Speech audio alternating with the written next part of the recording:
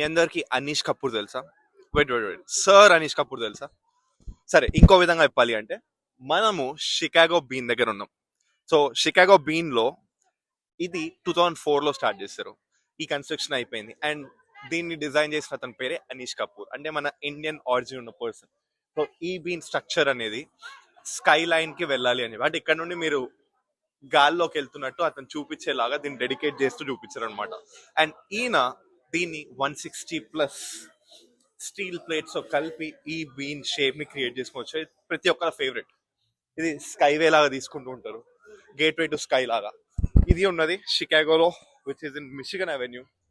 ఇది next level place and దీని weight 110 tons అనమాట. అంటే అన్ని టన్నుల బరువు ఉంటుంది.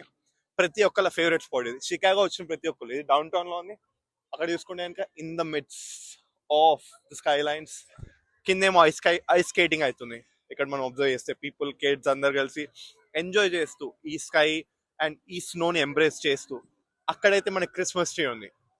సో ఇది ఇన్ ఏ నట్షెల్ షికాగో వచ్చిన ప్రతి ఒక్కరికి ఒక కిక్ ఇచ్చే స్పాటే ఇది అనమాట. సో ఇక్కడ ఎంతో మంది డైవర్స్ సెట్ ఆఫ్ పీపుల్ వస్తుంటారు. And you know what, Chicago is known for it's architecture, music, festival, diversity. And ఈ సిటీ అనేది ఒకప్పుడు కాల్పోయింది, దీన్ని రీబిల్డ్ చేశారు. అంటే మన లైఫ్ లో ఎప్పుడైనా కింద పడిపోతే కుంగి కృషించిపోయిన అవసరం లేదు, మనం మళ్ళీ రీబిల్డ్ అయ్యి ఇంకా గెయిన్ అవ్వచ్చు అని చెప్పడానికి ఈ సిటీ ఒక ఎగ్జాంపుల్ అండ్ ఎగ్జాంపులరీ.